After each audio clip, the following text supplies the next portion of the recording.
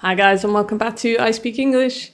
This video today is for anyone who's studying for the Cambridge C1 or Cambridge C2 exam. We're going to take a look at reading part 1, and especially if reading part 1 keeps catching you out, and it's not because you're not familiar with grammar and it's not that you don't know the words, it's because Cambridge loves words that look like perfect synonyms but behave completely differently. If you're struggling with this task, this video is really going to help you. I'm going to show you exactly how Cambridge uses these tiny differences in meanings and collocations to trap even the most advanced or proficient students. And I'm going to show you how you can spot the right answer before you've even finished reading the sentence. So we're going to go through a real C2 Part 1 reading question, and we're going to break down why 3 answers are almost right, but 1 answer is the one you need to choose. And we're going to train your brain to think the way that these examiners do when they're writing these tasks. Okay, so if you want to stop guessing and you want to start choosing the right answer, this video is for you. Again, we're going to look at a C2 task, but it is useful for C1 learners as well, so stick around if you are a C1 learner, okay? And don't forget to subscribe and give this video a like as well if you learned something new today. Just helps it to get to more people so that they can prepare for their Cambridge exams as well. And with that being said, we're going to get started.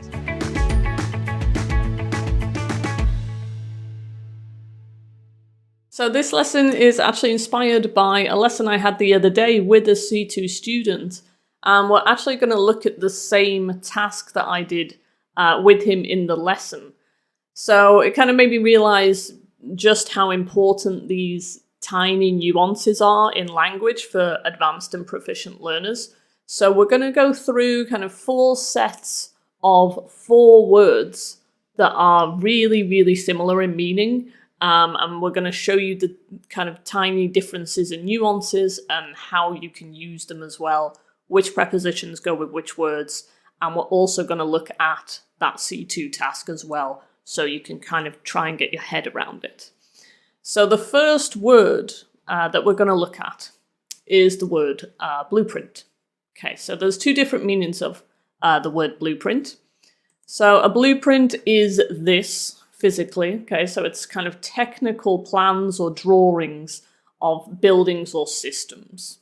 Okay, so they're often very detailed and they show every single detail of that building. For example, in a sentence, the energy company has the blueprints for an extensive work of pylons. Okay, so they have the physical documents. Okay, you can also use blueprint in another way.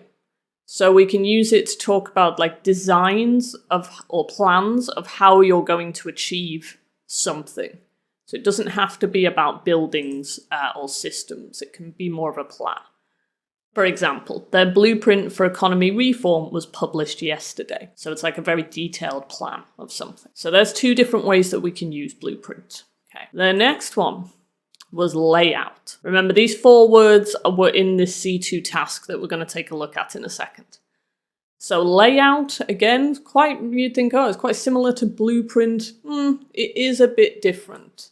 So your layout is just like a physical or visual arrangement of something. Like, for example, here, this is the layout of a room. So you can see physically where everything goes in a room. We could say, for example, the museum's layout encourages visitors to move chronologically. Okay, so from time to time. So you can see how layout is just slightly different to blueprint. So it's not like the actual physical, detailed plan. It's just where everything is in a room. Okay, that's your layout. Next up, we had the word framework.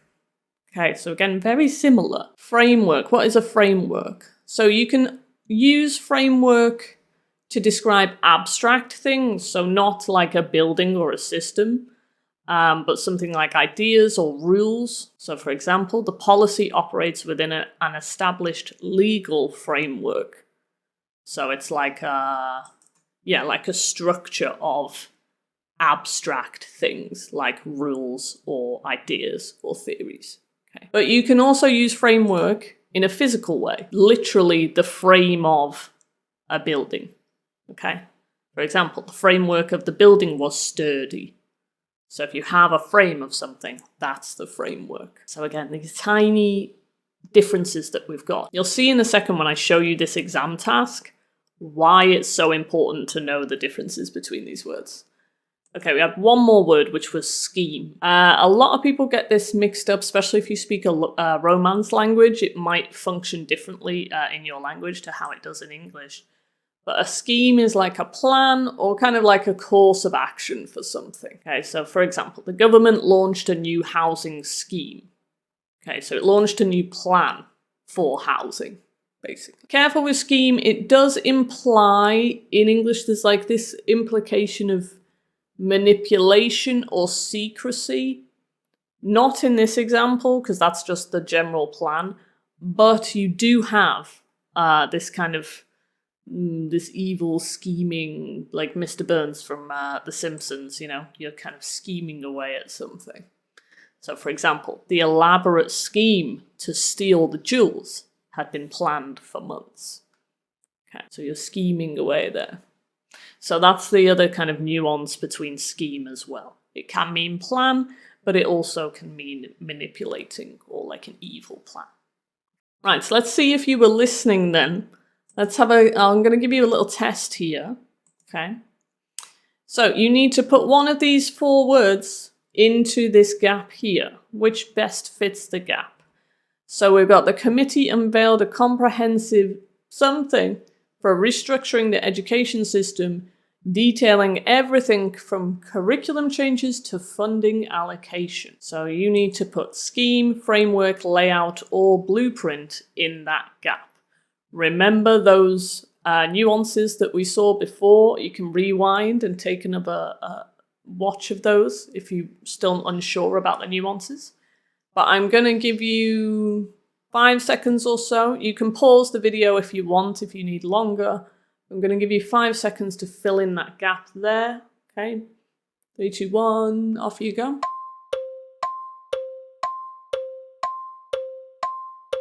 All right, your time's up.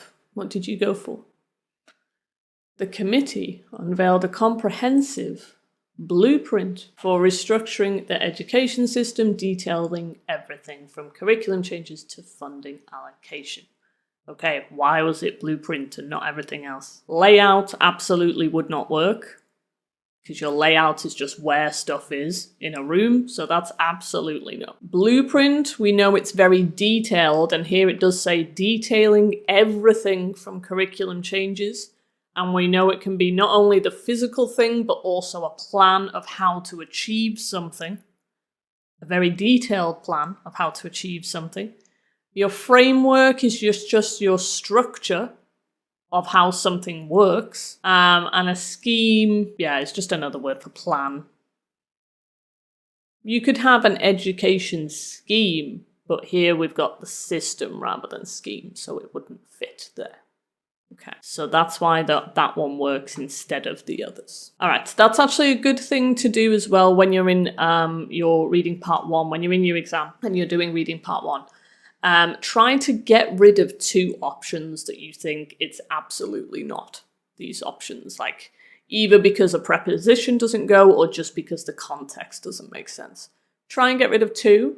That will leave you with 2, and then you can concentrate on finding the nuance between those words. Okay. By the way, if you do want to learn more vocabulary like this and the nuances between them, I have left a set of C2 flashcards in the description for you. They're completely free. You can download them there, and you can use them on Quizlet, or you can just download the PDF. Really good for use of English, really good for writing, even good for speaking as well, but just nice for you to get to know these nuances as well. So they're in the description. I'll put the link up there as well, just in case you want to save it for later. We're going to carry on. And we're going to look at question 2. Okay, so this is part of the part 1 task that we did. So our example B was the word blueprint. Okay, so an unnamed energy company has the blueprints for an extensive network of pylons to be constructed across the Welsh countryside, according to documents leaked to the Weekly Bulletin, causing among local community groups and charities alike. Our 4 words are frenzy, hassle, mayhem, and uproar. So again, very similar words. They all have incredibly similar meanings. But we need to look around this gap here and try to find any words that collocate with it, verbs in this case, or prepositions as well, that may collocate with these nouns. And we also have to look at the context as well of those small nuances between these words. By the way, this task comes from the Ready for C2 textbook. Great textbook if you want to buy it. Not sponsored, by the way. I just use these textbooks with all my students for C1, for B2, C1 and C2. Great textbooks if you want to buy them. I'll put a link in the description to Amazon if you want to get yourself this book. Okay, so before I tell you the meanings of these 4 words, I want to see if you can do this yourself. So I'll give you, again, another 5 to 10 seconds maybe. Take a look at this paragraph here and try and add one of those words in that you think is correct. You can pause the video if you need to. You've got 5 seconds, off you go.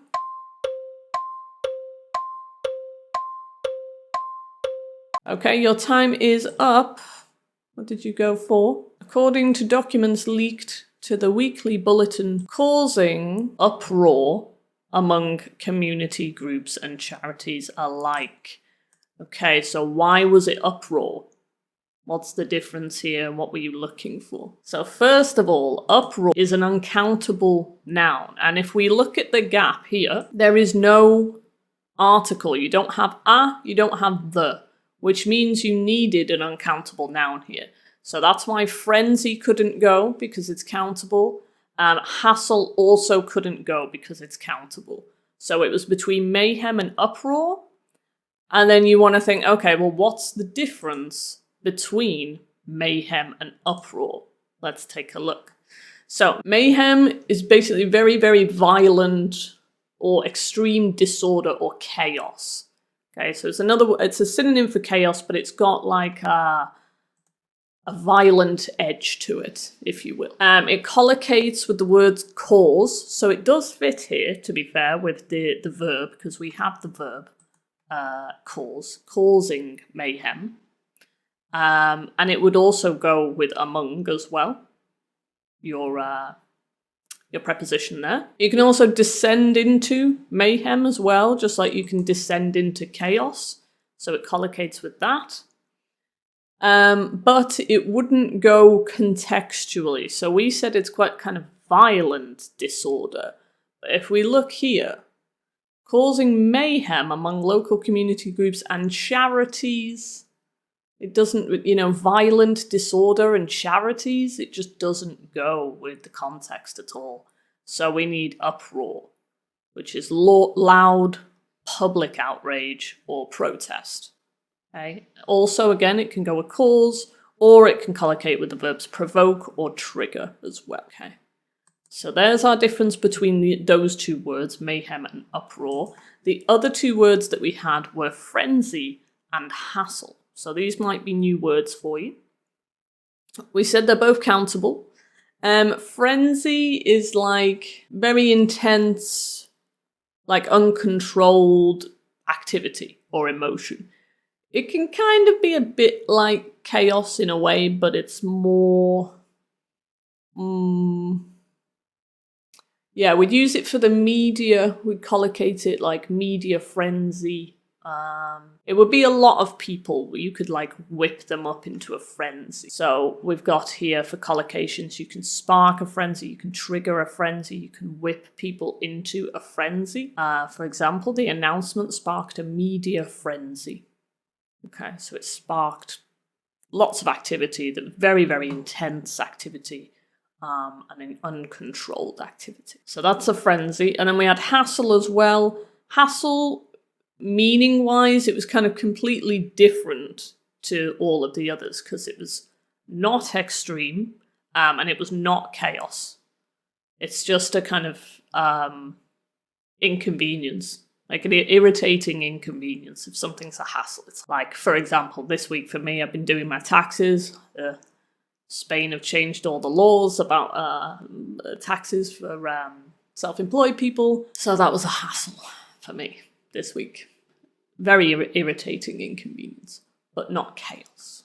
Here, for example, we've got getting a refund turned into a real hassle. Yeah, it was very irritating, very annoying. Okay. So there's our differences between those 4 words. Okay, so we're going to give you another test. Let's see if you were listening. So again, we've got mayhem, uproar, frenzy, and hassle. You need to complete this sentence here. The minister's remarks triggered public something, with thousands taking to social media to express their outrage. Okay, have a think again about the difference between those 4 words. Remember, countable and uncountable as well. I'm going to give you 5 seconds. Pause the video again if you need a bit longer. We've got 5 seconds. Complete that gap. Off you go.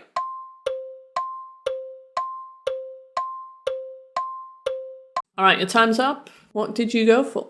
The minister's remarks triggered public uproar, again, with thousands taking to social media to express their outrage. So again, it couldn't be mayhem, because mayhem is very violent. Here it said people were taken to social media. They weren't out on the streets going crazy. So mayhem it could not be. And the other 2 are countable nouns. So they don't fit because we don't have an article. All right, next up. We've got 4 more words for you. So I have a question. What's the difference between decline, deterioration, downfall, and collapse? Again, 4 very similar words, but have a think. What is the difference? You can write in the comments if you want what you think the difference is. Decline, deterioration, downfall, and collapse. Let's see if you know the difference. I've got another question for you here. Fill in the gap again. The financial system was on the verge of what? Decline, deterioration, downfall, or collapse? What do you think fits that gap? You've got 5 seconds. Try and complete that sentence if you want. Again, you can write your answer in the comments. Off you go.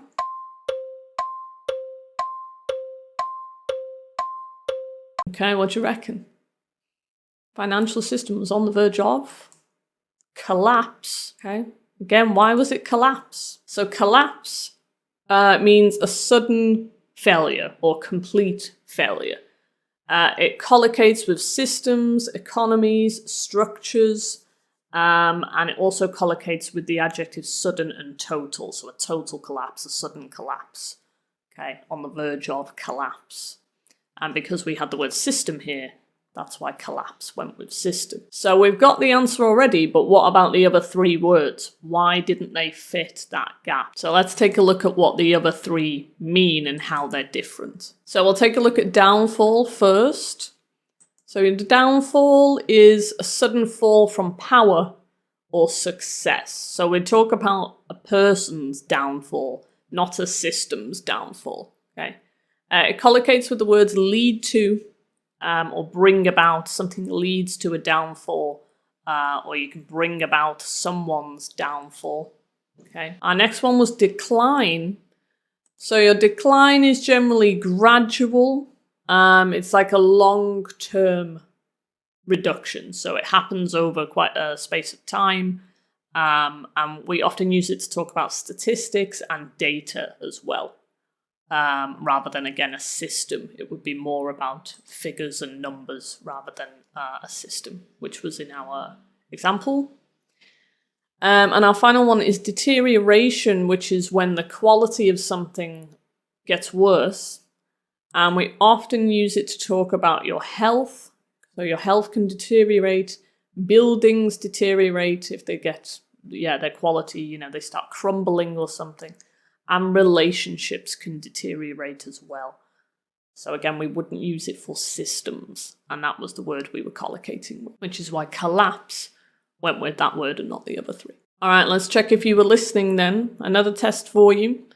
Which phrase fits the gap? Decline, downfall, deterioration, or collapse? We've got, despite early success, the company's reputation suffered a steady as further details of the scandal emerged. You've got 5 seconds.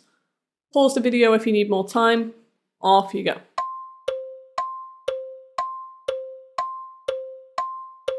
All right, your time's up. Our answer was decline. It suffered a steady decline.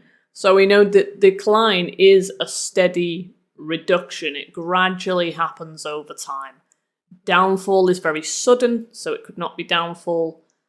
Deterioration doesn't work because we don't use that with reputation. We use it for relationships or health. And collapse, again, very sudden. And we needed something steady. So decline went with that one. All right, we've got 4 more words for you. What's the difference? We've got boost, enhance, reinforce, or amplify. So I've got a sentence for you, just to test you before I tell you what their meanings are. So I've got the campaign helped voter turnout. Which word goes in that gap? You've got 5 seconds. Off you go.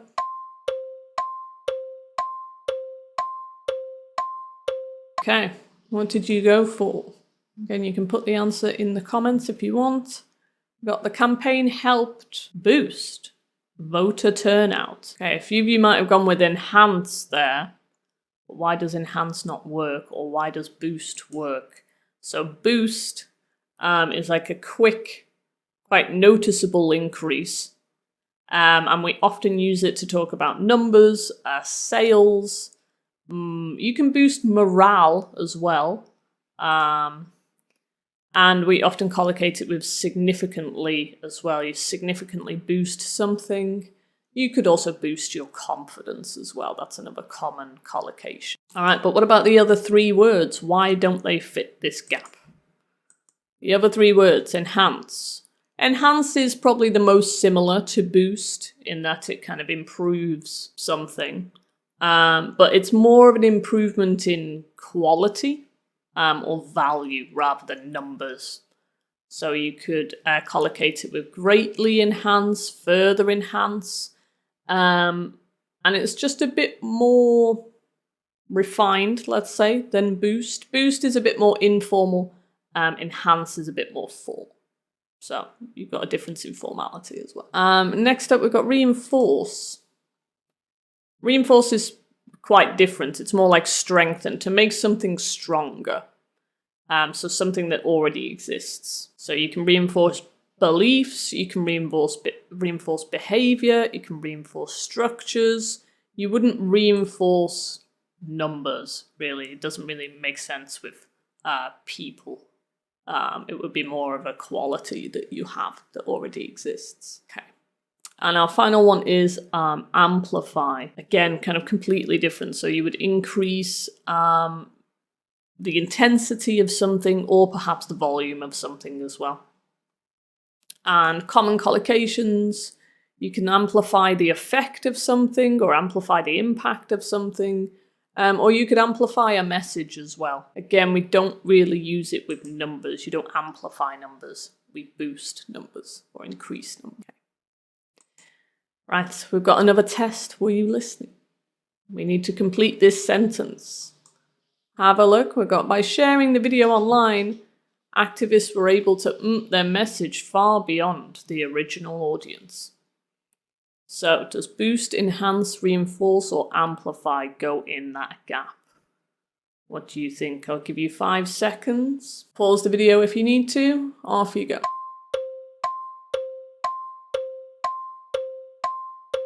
Okay, your time's up. What did you go for? What did you put?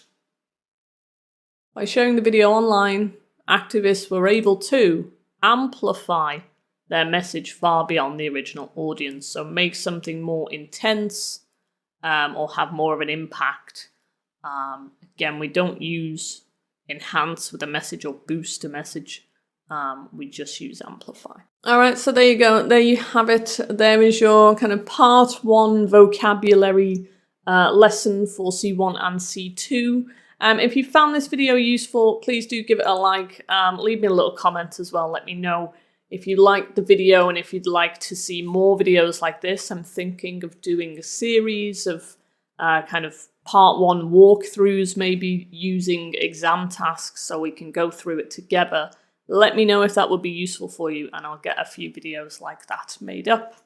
And make sure you're subscribed to the channel so that you don't miss any of my videos. I do post shorts daily, and we have long form content every Saturday at 10 AM Central European time. So do subscribe, make sure that you don't miss out. And if you want to take a lesson with me, if you're struggling to prepare for your exam and you need a bit of extra help, you can go to www.englishclassesonline.co.uk and I'll be happy to help you with your exam prep. That's all for me for today, and I'll see you in another lesson soon. All right, bye.